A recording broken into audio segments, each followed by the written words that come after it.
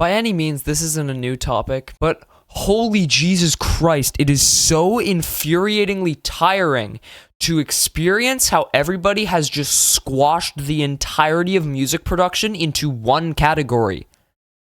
Beats! I swear to fucking God, if I have to put up with one more brain-dead toddler in any comment section ever on somebody who isn't directly making trap or some bullshit funk saying, yo, this beat is ath, bro, I swear I am going to just leave. I'm just gonna leave Earth, right? Not even using a spaceship, I'm literally just going to leave. It's frankly disgusting every single time you go anywhere and you just see how bad it's gotten. The only two types of music that really exist in the mainstream anymore are pop and rap. And right now they're starting to merge into one. And that's fucking disgusting as well. It's just so unbelievably annoying to have to deal with people who don't understand what the fuck that means, yet they're touted and they tout themselves as a super experienced producer. First of all, no the fuck you're not. Second of all, no. And third of all, go fuck yourself. And I'm not trying to say that I'm like on some pedestal here, okay? Even though I've been doing music for 10 years, there is still so much that I don't know, but I don't claim to know it. I tell you guys when I don't know something, or I don't spout off on some bullshit when I don't know something, okay? I actually admit that I don't know it, and I keep it that way until I learn about it. But it's just so distasteful for people to have 4 milliseconds of experience in FL Studio, know how to drag somebody else's instrumental into the playlist and then put drums over it and then expect everybody to glaze you. And then people do! The amount of times that I've seen the most dog shit music get absolutely blown to pieces by people who probably don't even have functioning ears is genuinely the worst. You could hear somebody literally butt fucking themselves in the microphone, and then people would be like, this is art. This beat is the newest, most hottest thing ever. How much can I pay you to own this beat? In fact, no. I'm gonna pay you for the rights to think about owning this beat. Let me suck your meat. It just makes no sense.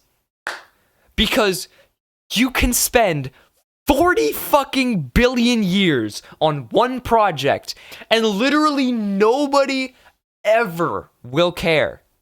And yet some dumbass who's like 3 years old, closer to 8, sorry, 3-year-olds are for band lab. Some dumbass who's 8 years old, who just committed 4 acts of plagiarism, get absolutely glazed to pieces. It is the most ridiculous thing online right now. And since they've just had smoke blown up their ass for their entire time online, they have a massive fucking ego about it too. So the second somebody gives them a reality check and says, hey, your music is ass, they get all defensive and immediately just assume that it's just a personal attack on them instead of an objective and logically based take on their stuff. Because 90% of the time, the people who say that are completely correct.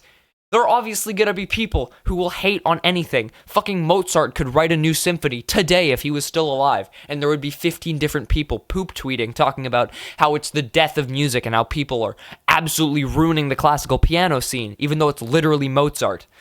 But there are people who will give genuine critiques to people who don't know anything about music production, and the people who they're critiquing and giving feedback to take it as if they just dropped a nuke on their family and pissed in their graves. Like, no!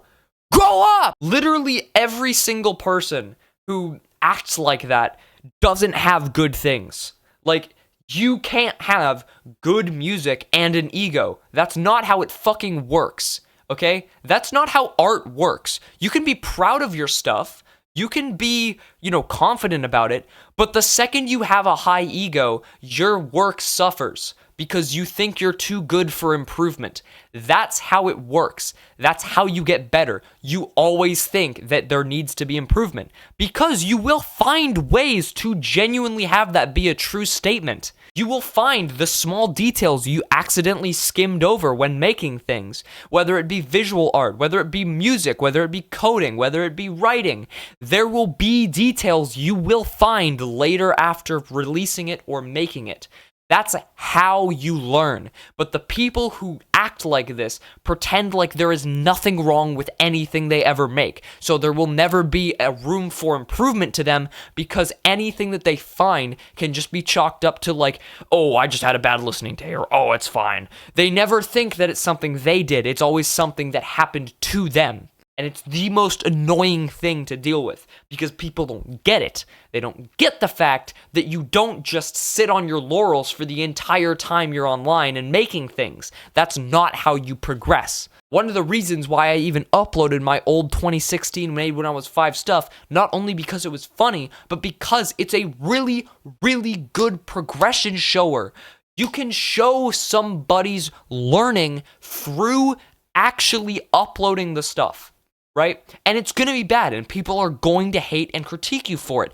That's something you have to expect as a beginner, right? That's just how it works. If I started music literally yesterday, I would not go into this shit expecting it to be sunshine and rainbows, because that's how it works. You sometimes need to be hit with the cold water in order to actually get better, because guess what? If you don't get hit with the cold water, unless you have yourself an extreme drive to improve, you are not going to find that drive, right? Because that's just how human nature works. If people don't talk to you about it, you think there's nothing wrong. Or at least that's how my brain works. And again, I'm not going to say that this is definite. In fact, I'm going to go ahead and put a big parentheses around the last maybe minute to minute and a half of talking and say, hey, this might be wrong. So if it's wrong, sorry, I was incorrect. And that is exactly the thing. You have to be prepared to be incorrect. You have to be prepared to not know things, right?